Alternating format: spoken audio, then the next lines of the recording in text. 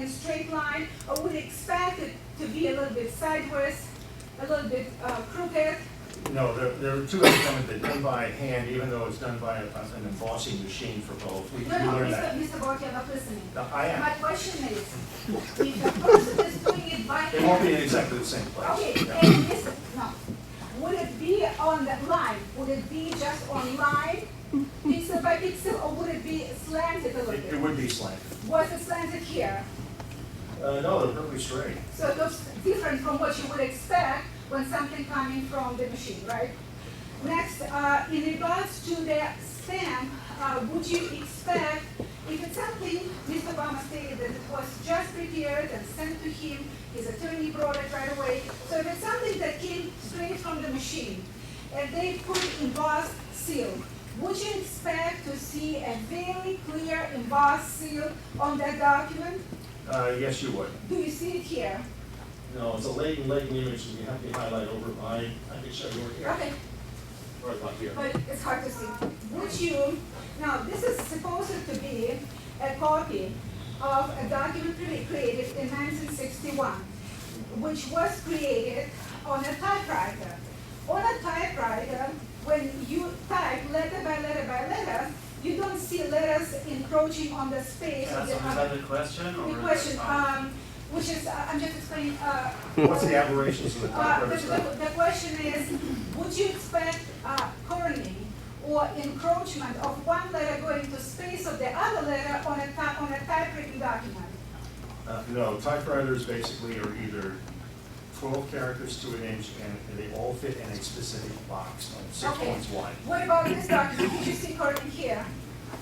Yes, we did. I have examples of it here, Okay, but okay. can't show it. Yeah, so you would not expect Yeah. kerning on. There was a T and a Y that were recurring, a couple other letters Okay, also. doesn't matter which letters. So you saw kerning here. Next, The letter spacing was off too, and the line spacing too.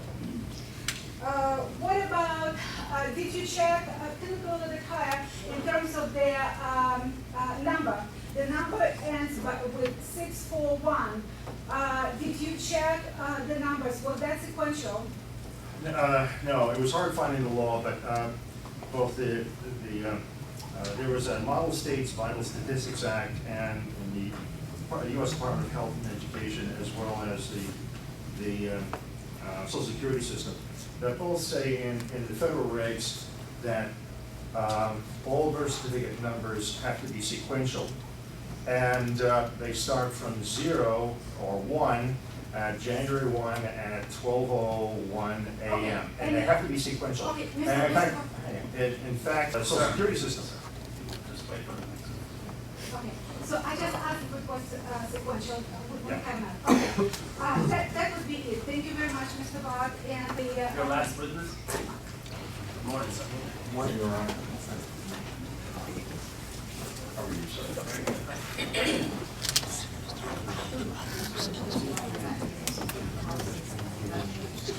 I do, so help me God.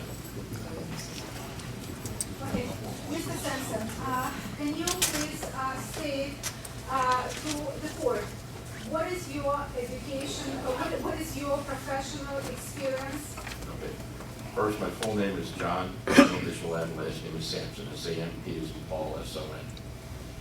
Educationally, I received a Bachelor of Arts cum laude from Long Island University with a major in criminal justice and minor in psychology. I attended Thomas M. Cooley Law School in Lansing, Michigan for a period of 2 years and did not graduate.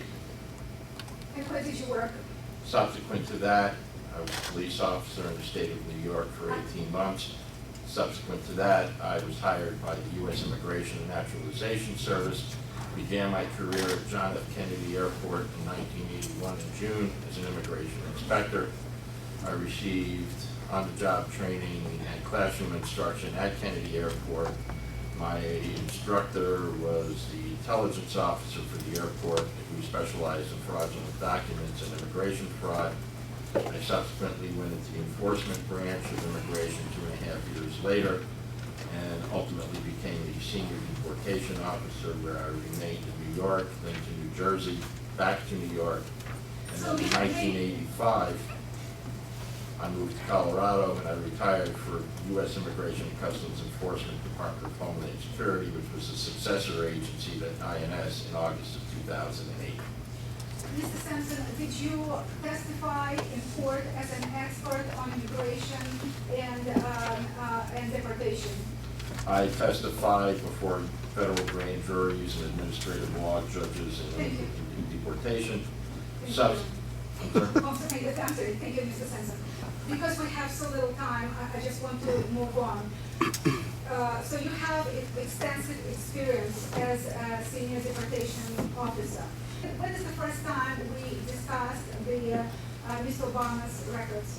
November of 2009, after I retired, I formed my own consulting firm and have been self-employed since January 2009. Is that the affidavit that you provided me? Yes, it is.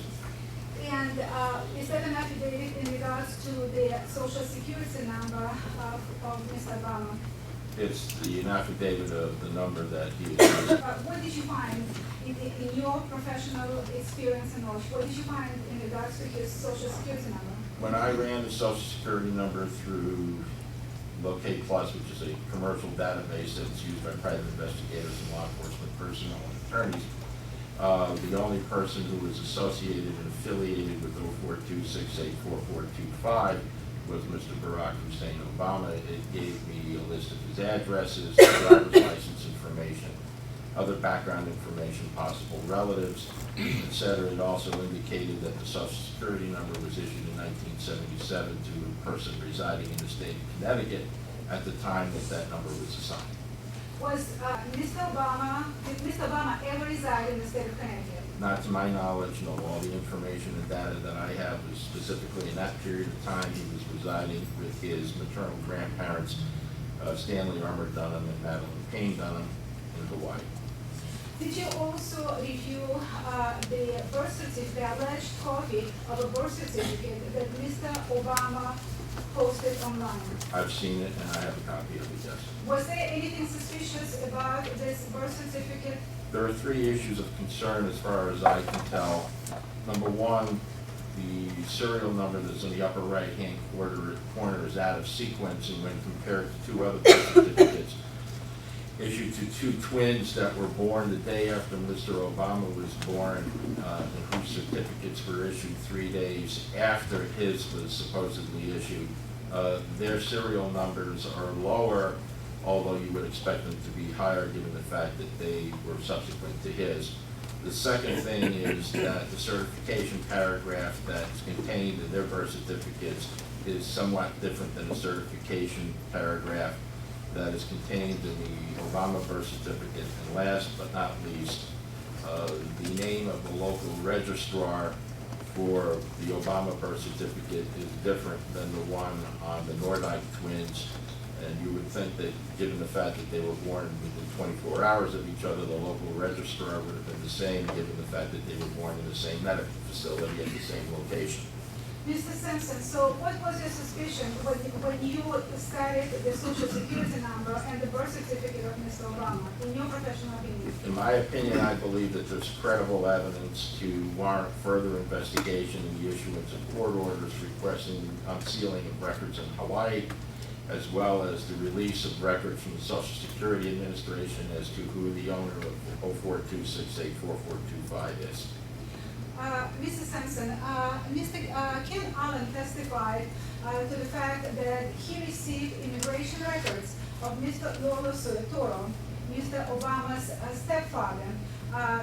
Those were made public. Did you study those immigration records? I have a copy of them and I have looked at them, yes.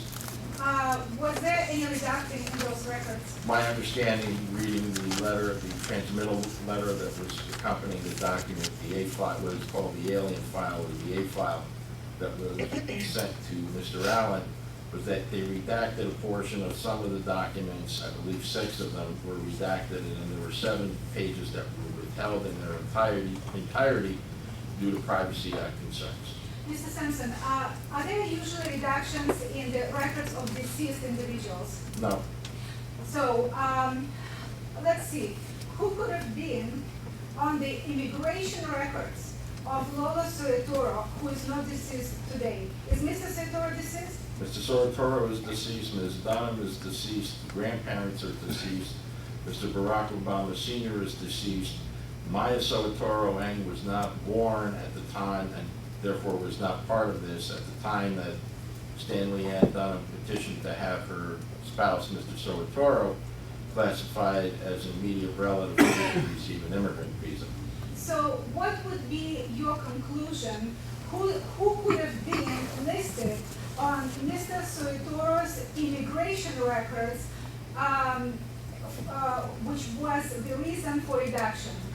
The only person that I can come to mind would be Barack Hussein Obama II, also known as Barry Soetoro. Now, next question, Mr. Sampson. In your opinion, as a deportation officer, if Mr. Barack Obama was a natural-born U.S. citizenship, he had a valid U.S. citizenship, and he never lost his citizenship while living in Indonesia, would he need immigration records? Would he need to immigrate? No, there would be no need for him to be issued an immigrant visa. He'd be considered a U.S. citizen, be able to travel to the United States as a citizen. Knowing all the information that you have in regards to Mr. Obama, what would be your conclusion, and what do you believe that needs to be done, or what would you do in cases similar to this with this kind of records? It would warrant further investigation. What I would do if I was still working with immigration is I would be getting the originals of the documents I just mentioned. I would go to the Social Security Administration and request a copy of the SS-5, which is the actual handwritten application for a Social Security number.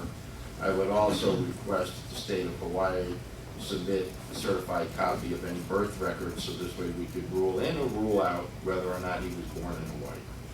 How about immigration and passport records?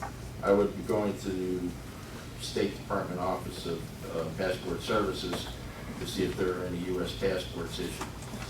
And if those are not provided, or the U.S. Attorney is not willing to proceed with those steps, what would you do? Well, first, let me clarify. In the event we would be conducting an investigation, it would primarily be a criminal investigation to determine whether any charges should be filed. And the way the procedure works in the federal system is that you would do a report, submit it to the United States Attorney's Criminal Division, so that they could review it and determine whether or not they would accept it for prosecution. Assuming that they declined it, the alternative would be if there was evidence to suggest that the individual in question was not a citizen of the United States and in fact had falsely claimed to be a U.S. citizen, that person could be placed in deportation proceedings, because falsely claiming to be a U.S. citizen is a separate and entirely standalone charge for deportation purposes. Would it be sufficient for warrant for this person's arrest? So that would be how you would commence a removal proceeding. You would request a administrative arrest warrant signed by the field office director, notice to appear in removal proceedings, and then a custody determination to determine whether or not the individual would be held in custody, released under recognizance of some other alternative to detention, such as electronic ankle-mounted record or something like that. So just to clarify, for the court, if the U.S. Attorney refuses to proceed to act as a deportation officer, you would have been seeking a warrant for arrest of this individual and deportation. I would be seeking a warrant of arrest and an issuance of a notice to appear on any individual who made a false claim to United States citizenship and who was not clearly a citizen or was clearly admitted for permanent residence. Thank you, Mr. Sampson. At this point, I would like to admit into evidence the affidavit of Mr. Sampson and the attached documents. Thank you, Your Honor. Counsel, I'm ready to hear your closing argument. Yes, Your Honor, I'm just going to apologize. Yes, I did. I think I'm on for 3 years. Something.